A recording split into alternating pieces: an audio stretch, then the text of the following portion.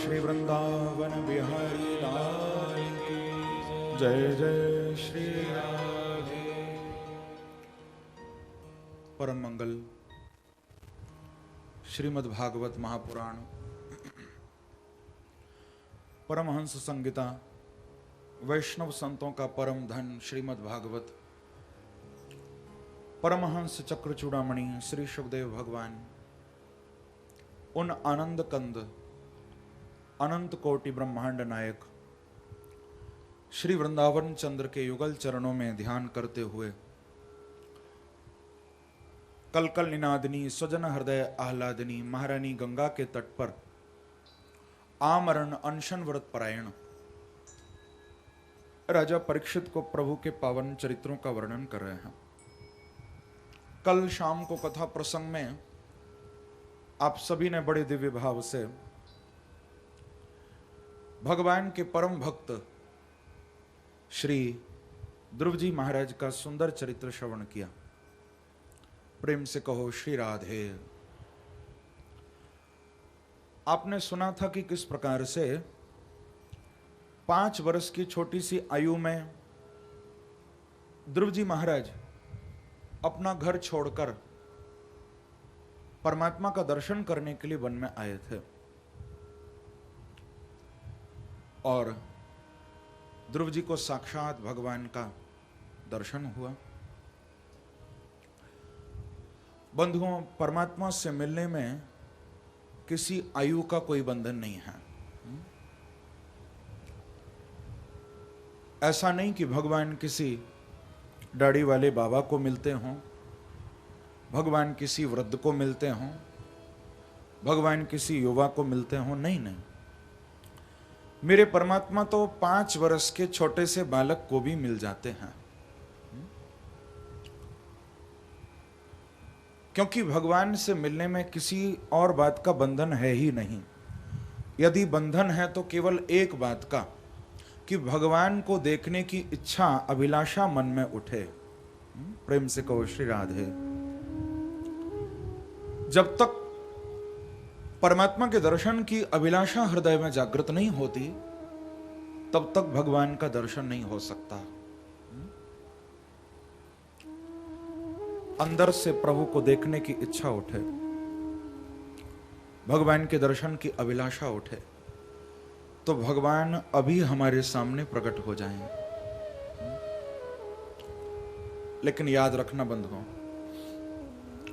भगवान किसको मिलते हैं? कि चतुराई चौपट करे और ज्ञानी गोता खाए। चतुराई चौपट करे और ज्ञानी गोता खाए, पर भोले भाले भगत को तुरंत प्रभु मिल जाए। प्रेम से कहो श्री राधे। जितना तुम चालाक बनोगे, चतुर बनोगे, भगवान नहीं मिलेंगे।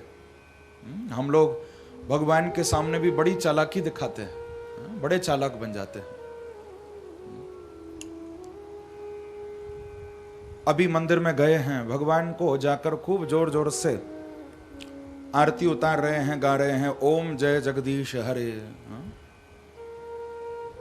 भगवान को खूब आरती उतार कर कह रहे हैं कि प्रभु तन मन धन सब तेरा, प्रभु सब कुछ है तेरा, तेरा तुझको अर्पण और क्या लागे मेरा। और अभी मंदिर से बाहर निकले, किसी ने पूछा कि ये मकान किसका है? बोले मैंने बनवाया है, मेरा है। ये बच्चे किसके हैं? बोले मेरे हैं। ये गाड़ी किसकी है? बोले मेरी है। इसका मतलब कि हम भगवान को पागल बना रहे हैं। भगवान के सामने तो कह दिया कि प्रभु सब कुछ आपका है, लेकिन बाहर निकलते ही सब मेरा है, सब मेरा है। लेकिन परमात्मा कभी चालाक को नहीं मिलते। भगवान के द्वार पर आप जितना भोले बन जाओगे, जितना सीधे बन जाओगे, हाँ, उतना जल्दी परमात्मा की कृपा होगी। क्योंकि भगवान के सामने किसी की चालाकी चल भी नहीं सकती। भगवान मिलेंगे और दूसरे के अंदर विश्वास नहीं है, जब एक आ गया भजन करने, उसने सोचा चलो मैं भी चलता हूं। राम राम तो जप रहा है, लेकिन विश्वास नहीं है कि भगवान मिलेंगे या नहीं मिलेंगे, केवल जप रहा है बस। अब भजन करने लगे दोनों। थोड़े दिन बाद वहीं से श्री नारद जी महाराज गुजरे।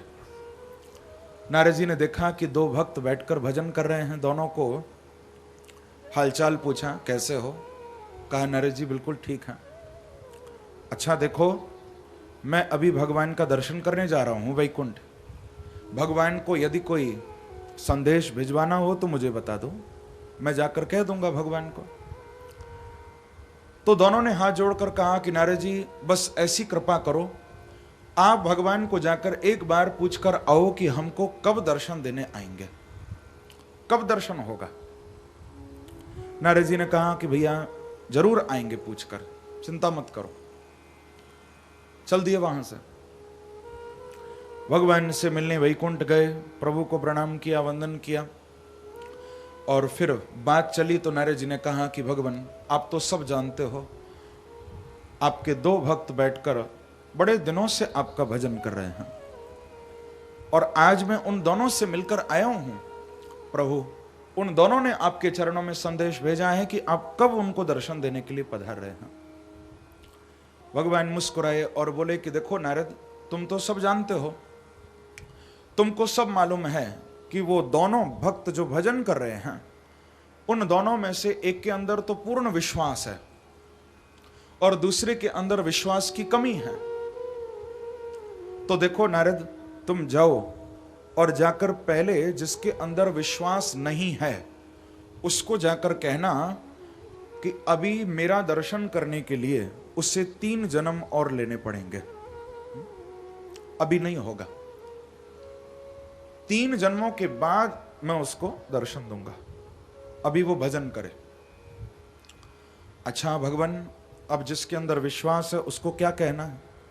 तो भगवान बोले कि नारद, उसको जाकर बोलना कि जिस पेड़ के नीचे बैठकर वो भजन कर रहे हैं ना, इमली का पेड़ था, भगवान ने कहा कि उस पेड़ के नीचे बैठकर वो भजन कर रहे हैं, उसको जाकर बोलना कि उस पेड़ में जितने पत्ते हैं अभी इतने जन्म उसको और लेने पड़ेंगे, तब मैं उसे दर्शन दूंगा।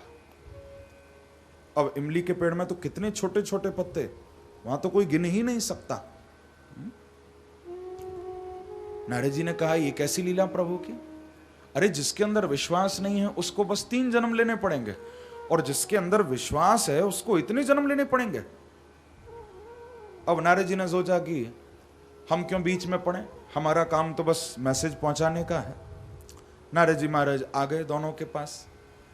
जिसके अंदर विश्वास नहीं था पहले उसको बोले कि देखो भैया, भगवान ने कहा है कि अभी तुमको 3 जन्म और लेने पड़ेंगे, तब प्रभु का दर्शन होगा। जब उसने ये बात सुनी तो उसने मन में सोचा कि जब 3 जन्म और लेने हैं तो फिर अभी से भजन करके क्या करूंगा। तुरंत अपना दंड कमंडल उठाया और घर की ओर भाग गया। जब 3रा जन्म होगा तभी भजन होगा, फिर अभी से क्या करूंगा, चला गया। अब जिसके अंदर विश्वास था, नारद जी उसके पास गए और उसको जाकर कहा कि देखो तुम्हारे लिए तो भगवान की बड़ी कठोर आज्ञा हुई है। नारद जी बताइए तो सही, क्या आज्ञा हुई है? देखो भैया, तुमसे भगवान ने ये कहा है, संदेश भेजा है तुम्हारे लिए कि इस पेड़ में जितने पत्ते हैं अभी तुमको इतने जन्म और लेने पड़ेंगे, तब भगवान का दर्शन होगा। अब जो उस भक्त ने सुना कि भगवान ने कह दिया है दर्शन होगा, इतना सुनते ही वो आसन पर खड़ा होकर नाचने लगा। उसने इस बात की ओर ध्यान नहीं दिया कि अभी इतने जन्म लेने पड़ेंगे, बस उसके कान में ये शब्द पड़ा कि मुझे दर्शन होगा, भगवान ने कह दिया है। अब तो वो नाचने लगा, आसन पर खड़ा होकर झूमने लगा पागलों की तरह कि मुझे दर्शन होगा, मुझे दर्शन होगा। और जो वो झूमा, जो वो नाचा आसन पर, तो बांके बिहारी साक्षात उसी समय प्रकट हो गए। बोलो भक्तवत्सल भगवान की जय। उसी समय परमात्मा प्रकट हो गए। अब भगवान तो प्रकट हो गए, लेकिन नारद जी भगवान की ओर लाल लाल आंखें निकालने लगे। नारद जी ने कहा कि प्रभु खुद भी झूठ बोलते हो, मुझसे भी झूठ बुलवाते हो। अभी अभी तो मेरे से कहा था कि इतने जन्म लेने पड़ेंगे तब इसको दर्शन दोगे, और इतना भी सब्र नहीं हुआ, मेरे साथ ही चले आए आप। कम से कम मैं यहां से चला जाता तो फिर पीछे से आ जाते, मेरे सामने ही मेरी बात झूठी कर दी आपने। तो भगवान बोले कि देखो नारद, यही तो मेरी भक्ति की महिमा है। मैंने जो कहा था गलत नहीं कहा था। अभी इसको इतने जन्म लेने थे तब मेरा दर्शन होता, लेकिन आज इसके मन में मुझे देखने की जो तीव्र अभिलाषा उठी, जो तीव्र उत्कंठा जागृत हुई, उस अभिलाषा ने, उस उत्कंठा ने मेरे बीच में और इसके बीच में जो दूरी थी उसको कम कर दिया। चाहे भगवान से मिलने में कितना भी दूरी हो, कितना भी देरी हो, लेकिन हम अपनी अभिलाषा से, अपने भजन से उस दूरी को कम कर सकते हैं बंधुओं। तभी तो 5 वर्ष की अवस्था में ध्रुव को भगवान का दर्शन मिल गया। प्रेम से कहो श्री राधे। भगवान से मिलने में और किसी बात का कोई बंधन नहीं। बंधन है तो बस इसी बात का कि हम प्रभु को देखने की इच्छा अंदर प्रकट करें, भगवान को देखने की अभिलाषा हमारे अंदर जगे। तो यहां पर श्री ध्रुव जी महाराज जब वृंदावन आए थे, आप लोगों ने कल देखा था, नारद जी से आशीर्वाद लेकर ध्रुव वृंदावन आए थे, और बड़ी कठोर तपस्या ध्रुव जी ने की है वृंदावन में। कोई सरलता से भगवान नहीं मिले। आप भागवत में देखो, सुखदेव जी कह रहे हैं कि त्रिरात्रांते त्रिरात्रांते कपित्थ बदराशन आत्मवृत्त्यनुसारेण मासम निन्येर्चयन् हरिम। हे परीक्षित, जब ध्रुव वृंदावन आए थे तो ध्रुव जी ने 5 महीने तक कठोर तपस्या की थी। ध्यान देकर सुनो। सबसे पहले महीने में ध्रुव जी ने एक नियम लिया, त्रिरात्रांते त्रिरात्रांते कपित्थ बदराशनः। 3 दिन तक बैठकर भजन करते थे। जो गुरु से मंत्र मिला था उस मंत्र का जप किया करते थे 3 दिन तक, और 3 दिन के बाद उठते थे और बेर के कैत के फल खा के यमुना का जल पी लिया करते थे, फिर भजन करने बैठ जाते। पहले महीने में ऐसा हुआ, लेकिन दूसरे महीने में ध्रुव जी ने यह फल खाना बंद कर दिया। अब 6 दिन का संकल्प लिया। 6 दिन तक भजन करते थे और 6 दिन के बाद एक बार उठते थे, सूखे पत्तों को उठाकर लेकर आते, उनका चूर्ण बना के खा लिया करते थे, ऊपर से यमुना जल पी लेते थे, फिर भजन करने बैठ जाते। लेकिन तीसरे महीने में ध्रुव जी ने वो पत्ते खाना भी बंद कर दिया। अब 9 दिन का संकल्प लिया। देखो, 9 दिन तक भजन करते और 9 दिन के बाद एक बार उठकर केवल यमुना जी का जल पिया करते थे, बस, फिर भजन करने बैठ जाते। लेकिन बंधुओं, जब चौथा महीना प्रारंभ हुआ तो चौथे महीने में ध्रुव जी ने जल पीना भी छोड़ दिया। अब 12 दिन का संकल्प लिया। 12 दिन तक भजन करते थे, और जानते हो 12 दिन के बाद एक बार केवल श्वास लिया करते थे, पानी भी नहीं पीते। 12 दिन तक श्वास रोककर भजन करते थे ध्रुव जी। 12 दिन में एक बार श्वास लेते थे, फिर भजन करने बैठ जाते। लेकिन जब 5वां महीना प्रारंभ हुआ है, अब तो ध्रुव जी ने श्वास लेना भी बंद कर दिया।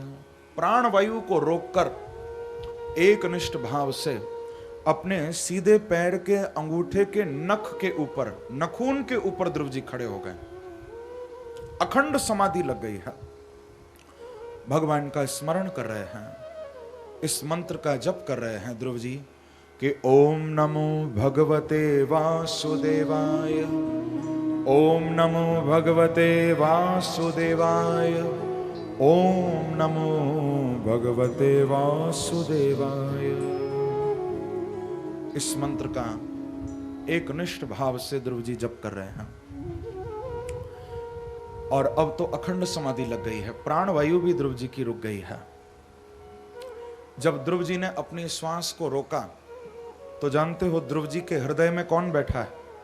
ध्रुव जी के हृदय में परमात्मा बैठे हुए हैं। जब ध्रुव की प्राणवायु रुकी तो ध्रुव के हृदय में जो भगवान बैठे हैं उनकी भी प्राण वायु रुक गई, भगवान भी श्वास नहीं ले रहे। और जब भगवान ने श्वास लेना बंद किया तो सारे संसार से हवा चलना बंद हो गई। प्रेम से कहो श्री राधे। क्योंकि ये हवा क्यों चल रही है, हमको ऑक्सीजन कैसे मिल रहा है? क्योंकि भगवान श्वास ले रहे हैं। ये हवा का चलना भगवान का श्वास लेना है।